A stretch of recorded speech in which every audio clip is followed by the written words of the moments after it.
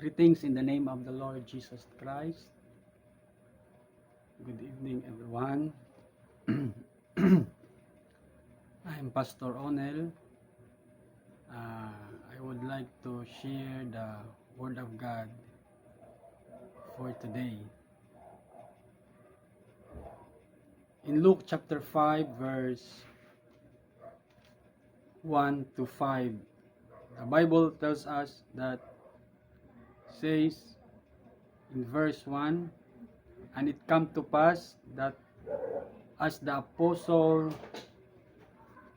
people pressed upon him to hear the word of God, he stood by the lake of Gennesaret, and saw two ships standing by the lake, but the fishermen were gone out of them, and were washing their nets. And he entered into one of the ships, which was Simon's, and prayed him that he would thrust out a little from the land. And he sat down and taught the people out of the ship. Now when he had left speaking, he said unto Simon, Launch out into the deep, and let down your nets for a draught. And Simon answering said unto him, Master, we have toiled all the night, and have taken nothing. Nevertheless, at thy word, I will let down the net. Our topic for today says, Launch out into the deep.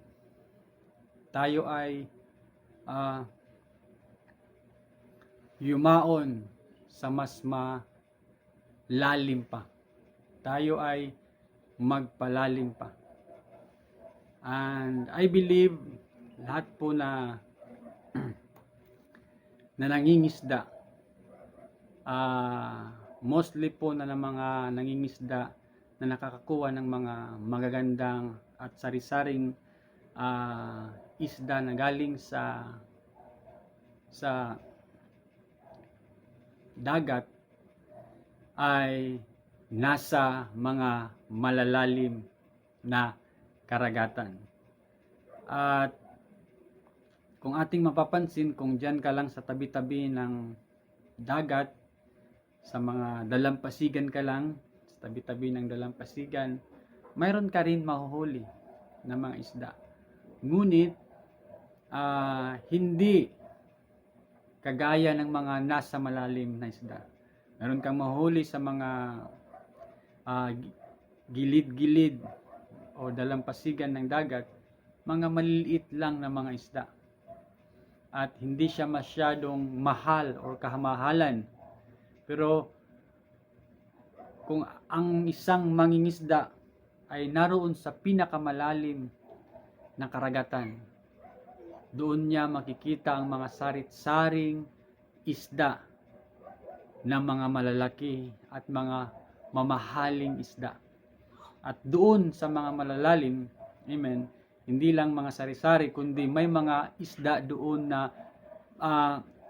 minsan lang makita ng tao. Minsanan lang siyang lumalabas. Because naroon siya, amen, tumitira sa mga malalalim. I would like to share this word sa ating paglilingkod sa Diyos. Kapatid, kaibigan, amen, mas lalo tayong magpalalim sa paglilingkod sa Diyos. Mas lalo nating palalimin ang ating pananampalataya. Mas lalo nating palalimin ang ating pananalangin sa Diyos. Mas lalo nating palalimin ang ating pagtitiwala. Mas kumapit tayo sa Diyos. Mas magpalalim tayo o ating palalimin ang ating relasyon sa Diyos. Dahil doon sa malalim na relasyon sa Diyos, doon natin makikita ang mga bagay na hindi pa natin nakikita. Praise God. The Bible says that eyes hath not seen, neither ear hath not heard. Amen. O na mga bagay na inihanda ng Diyos. Hindi pa nakita ng mata, hindi pa narinig ng tinga, ni sumagi sa isip ng tao at sa puso ng tao ang hinihanda ng Diyos sa mga anak niya. Pag tayo na mga tao na may malalim na relasyon sa Diyos, doon niya i-reveal ang mga bagay na hindi pa natin nakita. Mga bagay na kamangha-mangha, mga bagay na kagilagilalas, mga bagay na imposible sa ating mga mata, ngunit sa Panginoon ay posible. Kaya I encourage to you, kung nasa paglilingkod ka man sa Panginoon ngayon, mas palalimin pa natin ang ating relasyon sa Diyos. Dahil ito ang pinakamahalagang bagay. Huwag nating panatilihin na ang ating relasyon sa Diyos ay mababaw. Dahil kung saan, pag nasa mababaw tayo na relasyon sa Diyos, wala tayong masyadong makikita. Amen. Minsan ang paglilingkod sa Diyos ay nakaka-bored.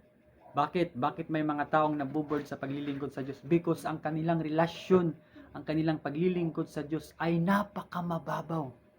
Diba, sabi ko kanina, ang nangingisda sa dalampasigan, sa gilid ng dalampasigan, mayroon silang makukuha. Ngunit mga maliliit lang na mga isda at hindi mamahalin. Ganun po ang taong naglilingkod sa Diyos na mababaw lamang. Minsanan lamang sumimba, minsanan lamang mag-pray, minsanan lamang umatin, mababaw. Hindi niya pinalahahalagaan ang mga gawain sa Diyos. Mababaw na relasyon. That's why walang nangyayari sa buhay niya. Walang miracles, walang wonders, walang signs, walang kagalingan, walang kabaguhan sa kanyang buhay. Bakit? Mababaw ang kanyang relasyon sa Diyos. Ngunit akin sinasabi sa inyo, pag mayroon tayong relasyon na malalim sa Diyos, pag ating inuuna ang Diyos, pag ating priority ang Diyos, pag pinalalalim natin ang ating pananalig at pananampalataya sa Diyos, doon natin makikita ang kagandahang loob sa atin ng ating Diyos. Doon natin makikita ang kamay ng Diyos na kumikilos. Doon natin makikita ang kanyang provision, ang kanyang pagprotection, ang kanyang, amen, pagsama sa atin at paggamit sa atin. That's why akin kayong ini-encourage, brothers and sisters in Christ, sa mga nanonood nito, praise the Lord, palalimin pa natin ang ating paglilingkod sa Diyos. Praise God. Let's pray a deep prayer. Let's study the Word of God, a deep study. Let's meditate the Word of God, a deep meditation. Because doon sa malalim, naroon ang mga bagay. Amen. Na hindi mo makikita sa mababaw. Nakita nyo ang nangyaring trahedya ng tinatawag na Ocean Gate. Praise God, mayroon 4 or 6 siguro na tao na nag-explore sila doon sa pinakamalalim. Mayroong lalim na 12,000 feet kung saan in-explore nila ang isang shipwreck ng Titanic. But sa kasamaang palad, dahil sa kalaliman na kanilang ni-explore, ang kanilang sinasakyan ay sumabog. Why? Because hindi kaya ng kanilang sinasakyan ang pressure na kalalim na ganung 12,000 feet. Akin sinasabi sa atin na hindi basta-basta rin na magpalalim. Dapat prepared tayo, handa ang ating puso at isipan na magpalalim. Ang pumaparoon sa malalim ay kinakailangan ng oxygen.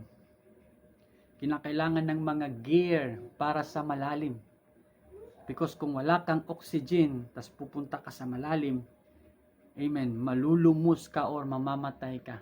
The same din sa spiritual life. Amen. Kailangan consistent ang ating prayer life. That is our oxygen. Consistent ang ating communication sa Panginoon. Ang ating faithfulness. Yan ang ating oxygen habang tayo'y pumapalalim. Praise God. At sabi doon, may mga species doon na minsan lamang makita. Amen. May mga species sa kalaliman ng 1,000 feet. Mayroon dong species na minsan lang makita. Mga kamanghamanghang mga isda. At habang bumababa at bumababa 2,000 feet hanggang sa 3 to 12 or 10 feet, iba-iba or sari-saring mga species na isda na minsan lamang makita natin. Because itong mga isda na to sila ay doon, amen, hallelujah, naninirahan sa pinakamalalim. Because makikita lamang natin yun kung magpupunta tayo sa pinakamalalim o sa kanilang tinitirahan na malalim. Which means, ibig kong sabihin na doon natin rin, spiritual speaking, makikita ang mga bagay na inihanda ng Diyos sa iyong buhay at sa aking buhay kung patuloy tayong magpapalalim sa paglilingkod, sa pananampalataya, sa panananalig at pagtitiwala sa Diyos. Pag ating palalimin ang ating relasyon sa Diyos, makikita natin, amen, ang mga gawa ng ating Diyos na si Jesucristo. So my brothers and sisters in Christ, huwag kang hihinto sa panalangin. Mas palalimin mo pa, huwag kang hihinto sa pananampalataya, mas palalimin mo pa. Kung nagpray-pray tayo once a day, mas palalimin pa natin yan. Amen. Kung maari, gawa tayo ng paraan, amen, na mag-set tayo ng oras para sa Panginoon, mas palalimin pa natin. Amen. Kung nag-study tayo ng Word of God, one chapter, mas palalimin pa natin. Siyasatin natin ang salita ng Diyos. Mas magpalalim tayo because there is an advantage kung nasa malalim ka na relasyon or pundasyon. Ang mayroong malalim na pundasyon sa pagdating ng bagyo, lindol, hindi siya basta nauuga because ang kanyang pundasyon ay malalim. Ibig kong sabihin, pag malalim ang ating pundasyon na relasyon sa Diyos, anumang sakuna, anumang problema, anumang kawalan sa buhay, kahirapan, hindi tayo bastang mauuga because malalim ang ating relasyon sa ating Diyos na si Jesus. Brothers and sisters in Christ, that is the word of God for today. God bless you.